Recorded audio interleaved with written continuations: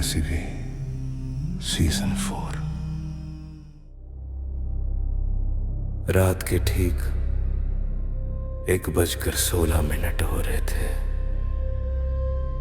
बारिश इतनी तेज थी कि छत पर गिरती हर बूंद किसी के चलने जैसी लग रही थी।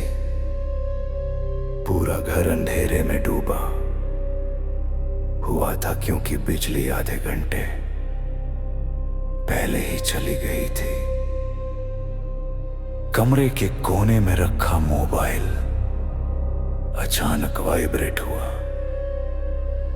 उस सन्नाटे में उसकी आवाज आरव के दिल तक उतर गई। स्क्रीन पर सिर्फ 2 शब्द चमक रहे थे, अननोन नंबर।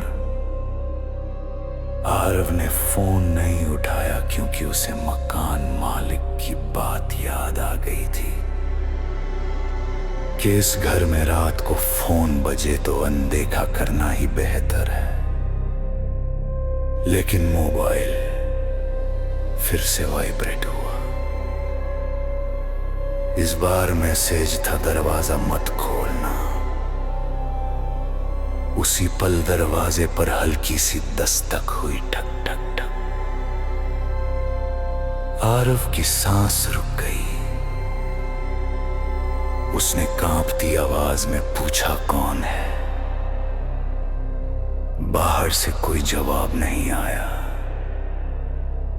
मोबाइल पर फिर मैसेज चमका, मैंने मना किया था। आरव का गला सूख गया।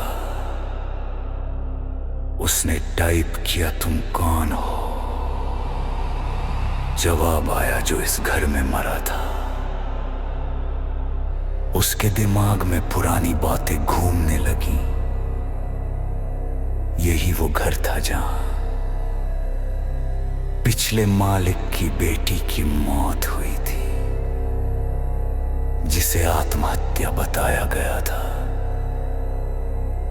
तभी ऊपर वाले कमरे से किसी चीज के घसीटने की आवाज आई, जैसे कोई फर्श पर नाखून रगड़ रहा। मोबाइल पर लिखा आया, ऊपर मत जाना। आरव डरते डरते सीढ़ियों की तरफ बढ़ा। हर सीढ़ी पर लक्की ऐसे चरचरा रही थी जैसे दर्द में हो। ऊपर पहुंचते ही ठंडी हवा ने उसे जकड़ लिया।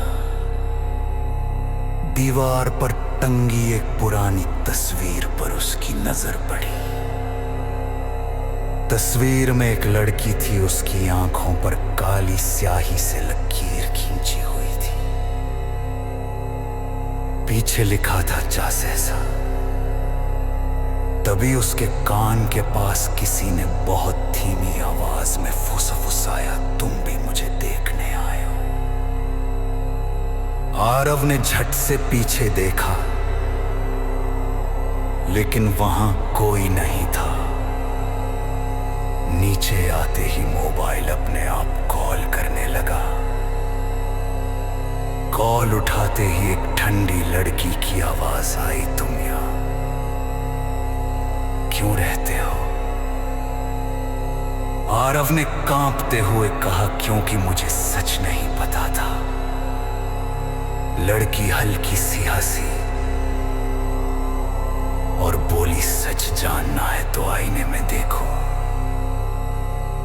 आरव बाथरूम गया। आईने में देखा, लेकिन उसका अक्स मुस्कुरा रहा था जबकि वह खुद रो रहा था। पीछे से आवाज आई, यही मेरे साथ हुआ था। अचानक घड़ी की सुई 1:33 पर रुक गई। घर के सारे दरवाजे अपने आप बंद हो गए।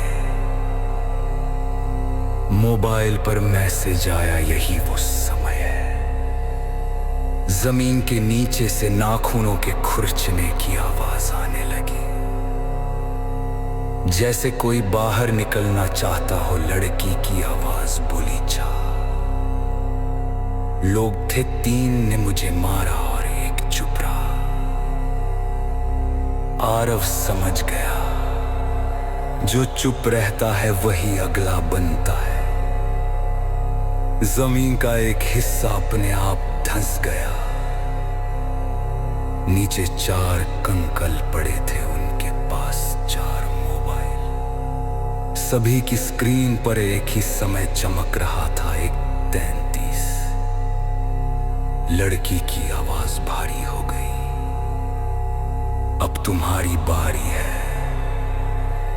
आरव चीखते हुए दरवाजे की तरफ भागा। मोबाइल पर आखिरी मैसेज आया, बाहर जाओ, लेकिन पीछे मत देखना।